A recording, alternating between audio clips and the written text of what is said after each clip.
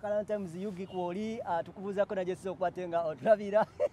nina essanyu lingi nnyo nti nakoma okulaba omukulu ono nga tuli ku boda yaffe twali wali eri Shafiki wali tuluzaako wali eri kamobile money kolengera eri mu bantu eri we twali kakati nzemu okumulaba nga ninze wateka mu mwavu sikubukulekamu nawe ojja kikuba so kyaliyo sebo tulina Fresh Daddy kyembagamba nti yali awo bambi ngali mu t-shirt ke wabula kati naku wali nessanyu lingi nnyo kinzemu okubatenga mulabanga mu nkata kwatudde ngageza kubatenga ekintu akitwalaganya mpulampula teri kuzimba kasajja muganda wange just kubeera kubatenga oyozayoza sebo mukama wange kulikayo sebo ye bino misa kibyayimbako nti mwazi bwana mukulike eyo just emyaka gyalinga emyaka ng'emekaawo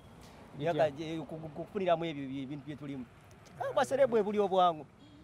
bino banga sidene byo vizema mwaka nga gumu n'ekitundu guweza n'ogumu ekitundu gumu motoka saluuni byonna ate ebirala bijajja kubanga maaso awo kati gwe kano nkubirako nyinza okubanga ngenda mu America kuba invitation zo zatuuse dda ku luno ngenda America awo mu gwezi gw'okutaano awo coronavirus anabaweddeyo oba katusabe ajja kubaayo naye kyensuubira tugenda kukola babakebera n'eri babakebera ngenda kuwumulako ng'omuntu gamba wallahi kati gwe nkolese kutadde katonda akutadde anyway leero naku olwaleero tubadde tulimu tulaba President Museveni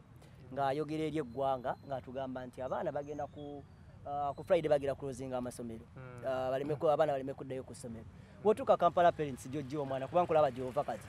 embeera eri eti raba bagambye eki mubitegeddeko nti abaana bagenda koma okugenda ku ssomero ku Friday ndowooza kyensembyeyo okumanya nga nva ku ssomero awo nabo babadde tebanaba confirming kubanga abantu babadde bali ku mirimu tebabadde ku mativi gaabwe bawulidde ebiwulire bagenda kakasa lwaggulu awo nga balabye NTV namwe nga mbawadde amawulire gonna okutuuka enkya bajja kuba bamaze okukakasa nti ddala leero abaana bagenda stopping osomo kumala omwezi bagambye mwezi mulamba bagambye stopping ku Friday tebatuwadde lunaku lutuufu balina kubeera kati Fresh Kid ogenda kuba omuteeseteese otya mu bbanga lino atabayira ku ssomero agenda kuba akola ki addayo ku stage akubemu kyenyinza okulowooza mu ekyo nja kubeera naye awaka nja kubaayo ninayo omuntu wange awo asobola okumuliralira mukaawo ajja kubeera nga yeka ng'amusomesa mukaawo kubanga omanyi tifo biba bizibu mukko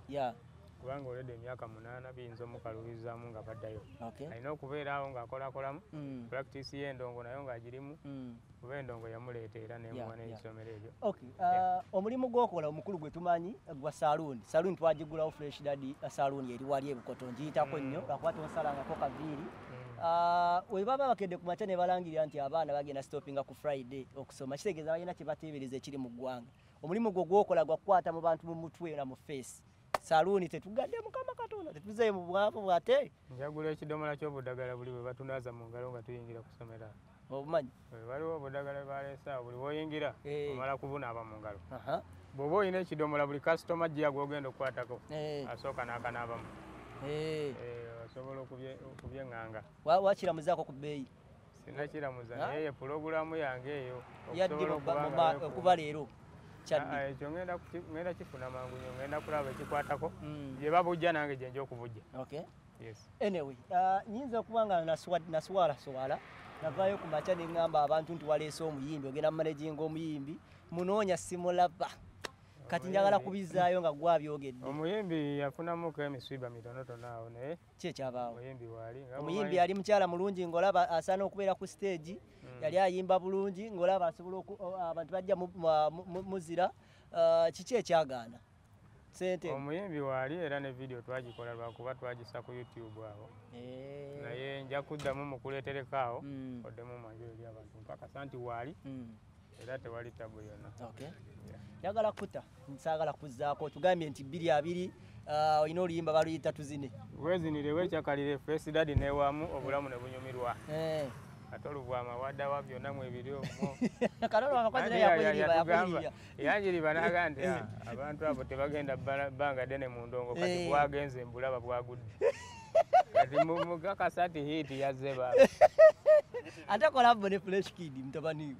ejja kubaawo tuline enninde ninde. Kale akuuma takumira mpeera. Amina mukulu kalamu. Mwebale kutunda ndongo yaffe mwagitunda. Naye kati kuluno twagala ffe tujja kudda okwebaza. Tulinde nga Yesu. Amina. Oli bulungi?